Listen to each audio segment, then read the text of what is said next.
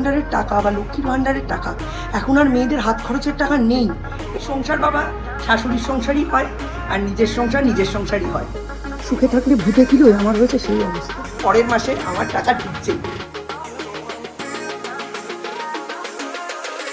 Good morning and welcome back to Zinnia blogs. জিনিয়া ব্লগসের নতুন একটা ব্লগে আপনাদের সকলকে অনেক অনেক ওয়েলকাম। একদম আমার উঠোন বাগান থেকে আপনাদের সঙ্গে নতুন একটা গল্প স্টার্ট করছি। আজকে যে দিনের ব্লগটা আপনাদের সঙ্গে শেয়ার করব সেই দিনটা কিন্তু অত্যন্ত স্পেশাল, এবং এখন প্রত্যেকটা দিনই আমার কাছে ভীষণ ভীষণ স্পেশাল। গাছপালাগুলোকে প্রতিস্থাপনের কাজ চলছে। ছাদে থাকাকালীন বড় আদর যত্নে ছিল, তারপর আমার অপারেশনের পরে তাতে জল দেওয়া বন্ধই হয়ে গিয়েছিল প্রায়। বারংবার ছাদে উঠে জল দেওয়া, ভারী ভারী বালতি টানা, এগুলো আমার একেবারেই বারণ হয়ে গেছে। তাই মিস্টার বিশ্বাস এগুলো নিচে নামিয়ে দিয়েছেন, আমি সেগুলোকে পরিষ্কার করে নতুন করে গাছ পুঁতছি। আর এই যে ড্রেনটাও পরিষ্কার করেছি। টানা 2-3 মাস ধরে ড্রেনটা ভীষণ নোংরা হয়েছিল। আমার শাশুড়ি মা প্রত্যেক দিন স্নানের আগে করতেন, আমার তো সেই অভ্যাস নেই, তাই ড্রেনটাকে ভালো করে পরিষ্কার করে নিয়েছি। আর এখন ঝাঁট দিয়ে সমস্ত মাটিগুলো এক জায়গায় করছি, নইলে এই ট্যাঙ্কির ওপরটা না একদম নষ্ট হয়ে যাবে। বাবু বেঁচে থাকার কালীন অনেকবার চেয়েছিলেন ট্যাঙ্কির ওপরটা ঠিক করতে, কিন্তু তখন করা হয়নি, এখন করেছি। আর এই দেখুন, বেশ কিছু ভাঙা টবের মাটি একসাথে করতেই দেখি ওর মধ্যে রয়েছে প্রচুর রেন লিলির বাল্ব। আমি যখন ছাদে গাছ করতাম তখন মাঝে মধ্যেই দেখতাম এই টব সেই টব থেকে বর্ষাকালে রেন লিলিগুলো উঁকি মারে। আসলে মাটির মধ্যে এগুলো এমনভাবে লুকিয়ে আছে যে সেগুলোকে আমি বের করতে পারছি না। এবারে আর ছাড়বো না, এবারে প্রত্যেকটাকে চেলে আলাদা করে নিয়েছি। এই দেখুন, এবার জলের শিকড়ের মাটি ধুয়ে এগুলো ফ্রিজে স্টোর করব, সেই জন্য একেবারে আলাদা করে দিলাম। এদিকে মা গাছ নিয়ে ব্যস্ত, এই দেখেই সৌর্য চলে গেছে আম্মার বাড়ি, তাই পরোটা আর আলু ভাজা ওকে আম্মার বাড়িতে পৌঁছে দিয়ে আসলাম। ওকেও একটা নতুন নয়নতারার টব দিয়েছি, যে গাছটা ওই ড্রেনের পাশ থেকে সেদিন তুললাম, ছোট্ট একটা টবে প্রতিস্থাপন করে দিয়েছি। আর একটা ছোট্ট পেপসির বোতলে ছিপিতে ফুটো করে জল দেওয়ার জন্য বানিয়ে দিয়েছি, যাতে ও একটু মজা পায়। এই যে রেন লিলির বাল্বগুলো এখানে শুকোতে দিলাম, আর দেখুন রোদে মাটিটা একদম ভাজা ভাজা করে নিয়েছি। এবার সৌম্যকে বলেছি তুই একটু পাড়িয়ে দে, তাহলে ডেলা মাটিগুলো ভেঙে যাবে। আর তারপরে আমি বসে গেছি আমার রাজমিস্ত্রির বাসনপত্র নিয়ে, মাটিগুলোকে চেলে চেলে আলাদা করব। মাটির মধ্যে প্রচুর জিনিস মিশে থাকে, সেই সব জিনিসগুলোকে চেলে আলাদা করে ঝুরঝুরে মাটিতে বালি, ভার্মি কম্পোস্ট এই সমস্ত মিশিয়ে নিয়ে নতুন করে ভালো যে টবগুলো আছে সেগুলোর মধ্যে ভরবো। আর একটু সাপ পাউডারও ওর মধ্যে মিশিয়ে দেবো। বাড়িতে প্রচুর ডিমের খোসা জমেছে, এই খোসাগুলো বেশ কয়েকদিন আগে অবধি ফেলে দিচ্ছিলাম, এখন আর ফেলছি না, মিক্সিতে গুঁড়ো করে দিয়ে দেবো। আর এইখানের প্রত্যেকটা ডগা আমি পুঁতে দিয়েছি। কোনটার বলুন তো? ওই যে ডেভিলস ব্যাকবোন, যে পিসগুলো কেটেছিলাম ওপরের বারান্দা থেকে, সেগুলোই এই বালতিতে পুঁতে দিয়ে ওপরে একটু সাপ পাউডার ছড়িয়ে দিলাম। এই একটা বালতিতেই ডেভিলস ব্যাকবোনগুলো রাখবো, আর অন্যগুলো রাখবো না।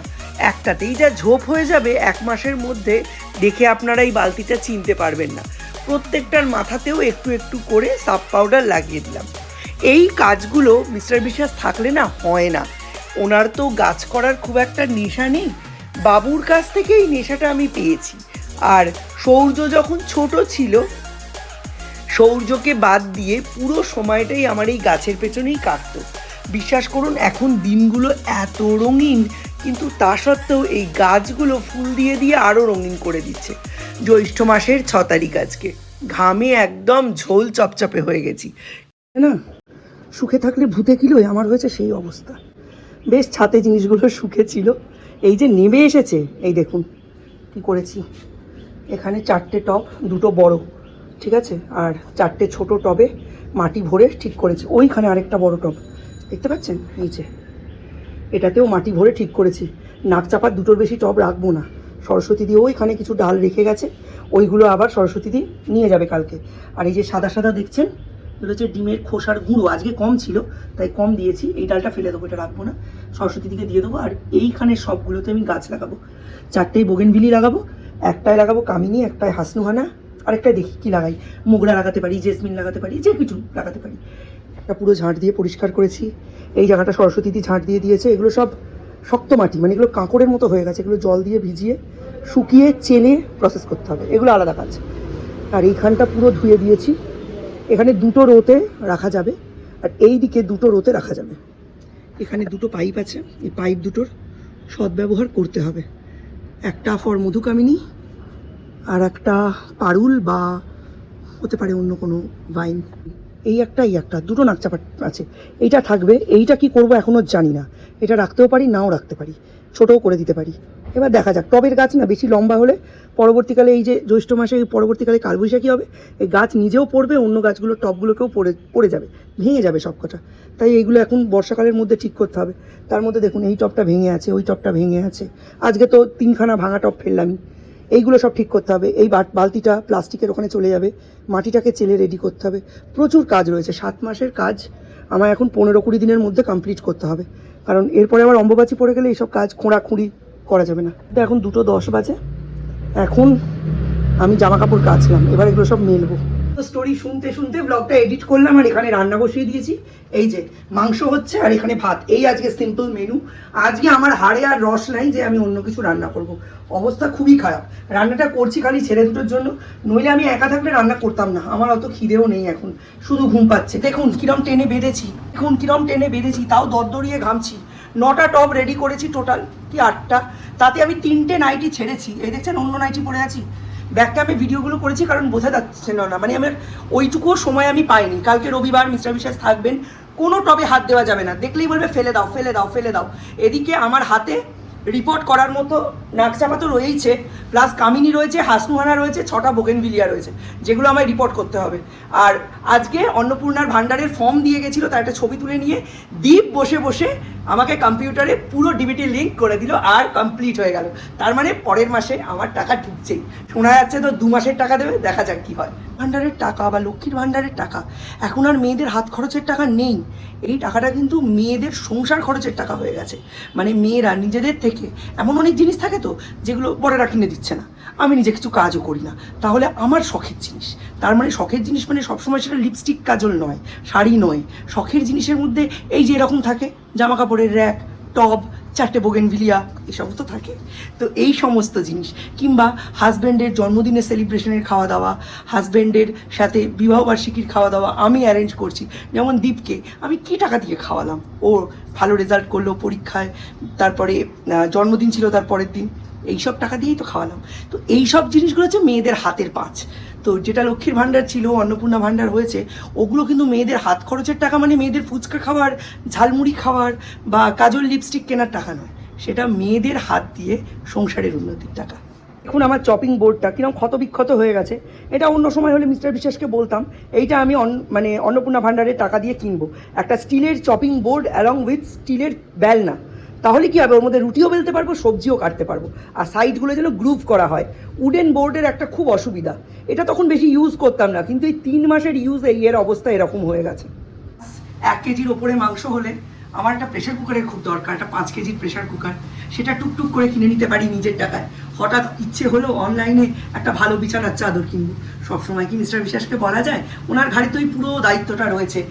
সৌম্য কোন কলেজে ভর্তি হবে, কত টাকা লাগবে, প্রতি বছরে কত কি খরচ, এই তাতে একটু ফোড়ন দেওয়ার মতো আমি দিই। এই হচ্ছে আমাদের সাধ্যি। আমার ফেসবুক, ইউটিউবের টাকা, প্লাস এখনও ইউটিউবে সেরকম কিছু ঢোকে না, তবুও ফেসবুকের টাকা, এই অন্নপূর্ণা ভাণ্ডারের আর্নিং, এই সব কিছু দিয়ে জোড়াতাপ্পি দিয়ে সংসার চলছে। তো শখের পোলাকে বিয়ে করে সুখের সংসার করতে গেলে সেটা বিনা মেহনতে কিন্তু হবে না, তেল ঘাম দুটোই ঝরবে, সেটা মেনে নিতে হবে। এইটা যদি আমার শাশুড়ির সংসার হতো, আমি লাগাতে পারতাম, পারমিশন নিতে হতো, তারপর পারমিশন হয়তো পাওয়াও যেত না। কিন্তু আমার নিজের সংসার, নিজের পছন্দ মতো নিজেদের একটা ফ্যামিলি পোর্ট্রেট এইখানে লাগালাম। 4 জন মিলে আমরা আছি, সুখে সংসার করছি। সংসার বাবা শাশুড়ির সংসারই হয়, আর নিজের সংসার নিজের সংসারই হয়। 10 বার পারমিশন নিয়ে কোনো কাজ করা বা করতে না পারার এই দুঃখ যারা না ভোগ করেছে তারা বুঝবে না। আমি ভোগ করেছি তো আমি জানি। চিনি ছাড়া চা পাতা, ডালের জল, ভাতের ফ্যান আর ডিমের খোসার গুঁড়ো একসাথে 24 ঘন্টা ভিজিয়ে রেখে এটাকে গেজিয়েছি। এরপরে এটাকে 10 লিটার জলে ছেঁকে মিশিয়ে তারপরে প্রত্যেকটা গাছের দিয়ে দেবো। এটাই হচ্ছে অর্গ্যানিক ফুড, যেটা প্রত্যেকটা গাছ খেতে ভালোবাসে। গুড আফটারনুন বন্ধুরা। আজকে সন্ধেবেলায় তেমন কিছু শ্যুট করা হয়নি, কারণ সৌর্যের পড়াশুনো নিয়ে একটু এখন বেশিই ব্যস্ত। কারণ দিনগুলো এত হুড়হুড় করে কেটে যাচ্ছে, চোখের নিমেষে সামার ভ্যাকেশন কেটে যাবে বন্ধুরা, কিন্তু কোনো হোমওয়ার্ক কমপ্লিট হবে না। তাই খাতাটা নিয়ে বসেছিলাম একটু। তাছাড়া দীপকে নিয়েও এখন বাড়িতে চলছে তুলমাতুল কাণ্ড। তার আধার কার্ড, তার প্যান কার্ড, তার ভোটার আই কার্ড সব কিছু রেডি হচ্ছে, আপডেট হচ্ছে, ব্যাংক অ্যাকাউন্ট সেটেল হচ্ছে, অনেক কিছু চলছে বন্ধুরা। পরবর্তী ব্লগগুলো দেখবেন, বুঝতে পারবেন। এদিকে দীপ বায়না করেছে দুপুরের মতো রাতেও সে চিকেন খাবে। তাই রাতে যে চিকেনটা রয়েছে সেটাকে 3টে ভাগে ভাগ করে আলাদা করে ম্যারিনেট করেই রাখছি। এতে আমি নুন, সর্ষের তেল, হলুদ গুঁড়ো, লঙ্কা গুঁড়ো, রসুন বাটা, আদা বাটা, গরম মশলা গুঁড়ো, ম্যাগির মশলা সবই দিয়ে দিই। শুধু দিই না পেঁয়াজ বাটাটা, কারণ পেঁয়াজ বাটা দিয়ে মাখানো থাকলে না জিনিসটা গন্ধ হয়ে যায়। হ্যাঁ, তার মধ্যে আরও একটা জিনিস দিই, সেটা হচ্ছে ভিনিগার। এরপর গ্যাসটা জ্বালিয়ে নিয়ে খুব হালকা পাতলা করে আজকে চিকেনের ঝোলটা রান্না করব। মিস্টার বিশ্বাস রাত্রের দিকে একদমই চিকেন খেতে চান না, হয় মাছ নয় নিরামিষ, এই রকমই খেতে পছন্দ করেন। কিন্তু এখন সৌম্যর ইচ্ছেটাকেই আমরা প্রাধান্য দিতে চাইছি, কারণ কারণটা এখন আর ডিসক্লোজ করব না। আগামী ব্লগগুলোই আমাদের সঙ্গে থাকবেন, আশা করি জানতেই পারবেন যে কেন এখন ওর কথায় উঠছি বসছি চলছি, ঠিক আছে? তাই খুব হালকা করে করেছিলাম। আধখানা পেঁয়াজ দিয়ে আমি মাংস রান্না করেছি। 350-400 গ্রাম চিকেন আমি আধখানা পেঁয়াজ আর ওইটুকু রসুন দিয়ে রান্না করেছি, অল্প একটু আদা দিয়েছি। এই দিয়ে কষিয়ে যখন রান্না করে নামালাম, তখন মিস্টার বিশ্বাস এক পিস খেয়ে বলছেন আজকের চিকেনটা খুব ভালো হয়েছে, এরম খেলে কোনো সমস্যাই হবে না, আমায় 2-3 পিস দাও।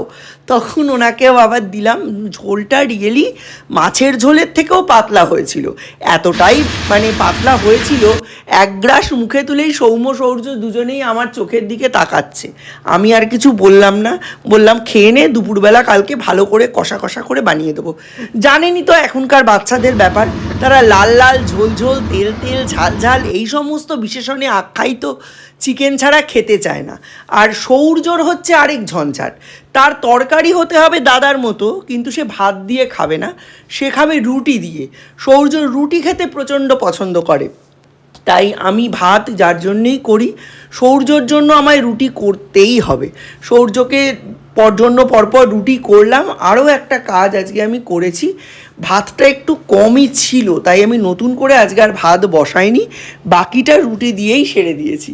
তো চলুন আজকের ব্লগটা আমি এখানেই শেষ করছি। এখন অনেক কিছু ঘটছে, অ্যাজ ইট ইজ আজকের ব্লগ কালকে আপনাদের দিতে পারছি না, ভেঙে ভেঙে প্রয়োজন মতো আমি ব্লগগুলো দিচ্ছি। আশা করছি ব্লগগুলো প্রচণ্ড ইনফরমেটিভ হচ্ছে, প্রচণ্ড বিউটিফুল, কালারফুল হচ্ছে, এবং সেই ব্লগগুলো আপনাদের পছন্দও হচ্ছে। লাইক করবেন, কমেন্ট করবেন, অবশ্যই সমমনস্কদের সঙ্গে শেয়ার করবেন। আপনারা সঠিকভাবে শেয়ার করলে আমি আমার কাঙ্ক্ষিত লক্ষ্যে একদিন না একদিন পৌঁছবই, এটা আমার ধারণা। নতুন ব্লগে আবার আপনাদের সঙ্গে দেখা হবে। Tata, bye bye.